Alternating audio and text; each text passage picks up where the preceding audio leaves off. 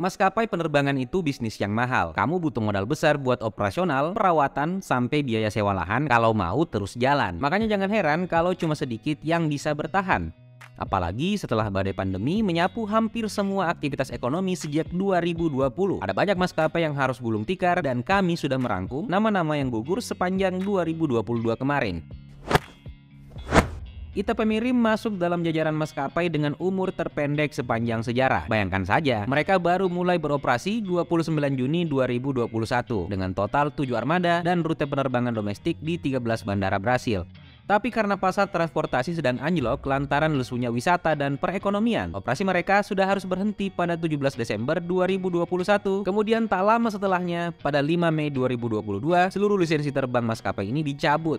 Lalu pada 21 Desember 2022 dinyatakan bangkrut. Ya, merintis maskapai baru di tengah krisis memang bisa disebut ide terburuk yang pernah ada. Untungnya ITA Pemirim cuma proyek ekspansi dari bisnis transportasi darat asal Brasil yang lumayan mapan.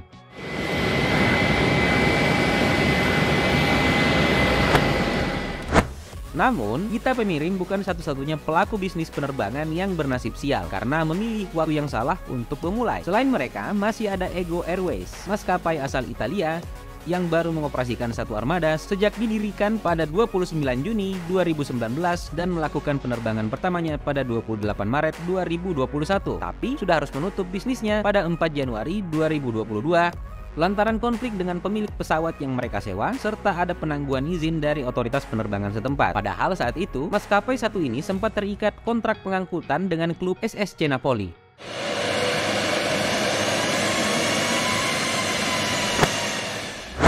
Seperti dua entitas aviasi barusan, Flyr juga punya nasib yang tak kalah sial. Maskapai asal Norwegia ini baru berdiri pada 14 Agustus 2020, kemudian mulai beroperasi dengan 12 armada pada 30 Juni 2021.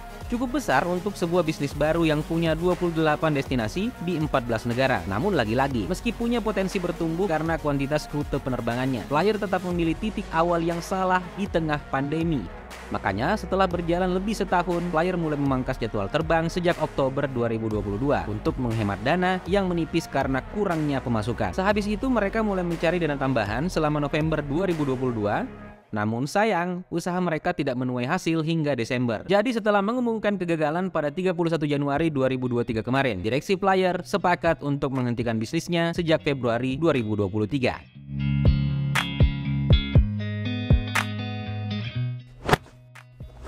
Tentu krisis tidak hanya membunuh bisnis yang baru bertumbuh. Maskapai asal Meksiko, Interjet, yang didirikan pada 5 Maret 2005 dan mulai beroperasi pada 1 Desember tahun yang sama, juga tidak lepas dari momok kebangkrutan.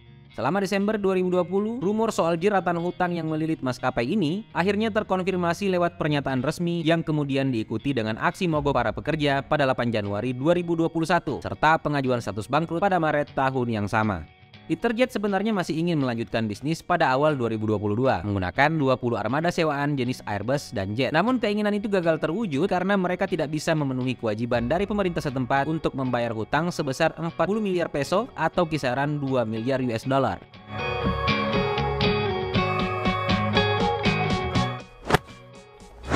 Maskapai asal Turki, Onur Air, juga masuk dalam daftar pelaku bisnis penerbangan yang jatuh selama 2022. Padahal mereka adalah pemain lama di negaranya yang sudah beroperasi lebih dari 3 dekade. Onur Air berdiri sejak 14 April 1992. Mereka menerbangkan 33 armada dengan 6 destinasi ke 4 negara yang berbeda hingga tersandung masalah finansial selama pandemi COVID-19.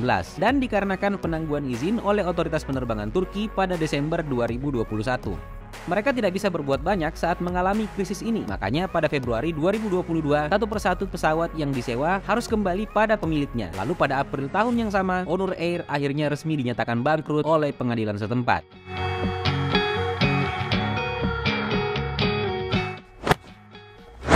Badai yang menerpa bisnis penerbangan jelas bukan fenomena yang terjadi di 1-2 negara saja. Selain beberapa yang kita bahas barusan, masih ada Golden Myanmar Air, maskapai asal Myanmar, yang sejak berdiri 2012 dan mulai beroperasi pada 11 Januari 2013. Konsisten hanya dengan satu armada yang punya 11 destinasi ke seluruh Myanmar, hingga seluruh penerbangannya ditangguhkan pada 27 Maret 2022.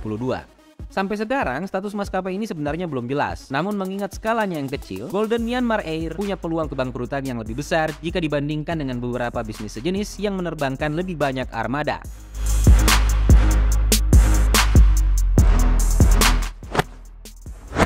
Bertahan dengan armada sedikit sepertinya memang sulit untuk bisnis penerbangan. Karena bukan hanya terjadi pada beberapa nama barusan, penyebab kebangkrutan yang sama juga menimpa Orange to Fly, maskapai asal Yunani yang berdiri sejak September 2015.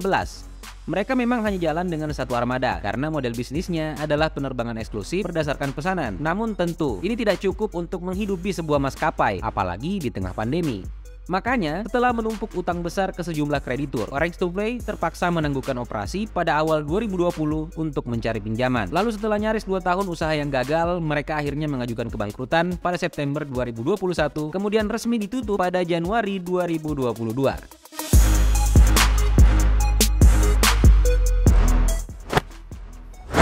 Memang sih, alasan kekurangan armada bukan satu-satunya hal yang bikin bisnis penerbangan gagal. Karena ada juga kasus seperti Regent Airways, maskapai asal Bangladesh yang berdiri sejak 10 November 2010. Mereka punya 4 armada dengan 14 destinasi di 10 negara, tapi tetap kesulitan selama pandemi karena kekurangan penumpang. Makanya sejak Maret 2020 mereka mulai menghentikan seluruh penerbangan, lalu harus merelakan 2 pesawatnya ditarik oleh pemilik setelah menunggak sewa. Mereka terpuruk dalam kondisi ini hingga Desember 2021. Kemudian mulai mengumumkan akan kembali terbang pada 2022 dengan armada yang tersisa. Namun hingga Juli itu tidak terjadi, sementara tunggakan pajak dan hutang mereka terus menumpuk. Makanya pada Januari 2023, pemerintah setempat mulai menyita sejumlah aset termasuk rekening perusahaan milik Regent Airways.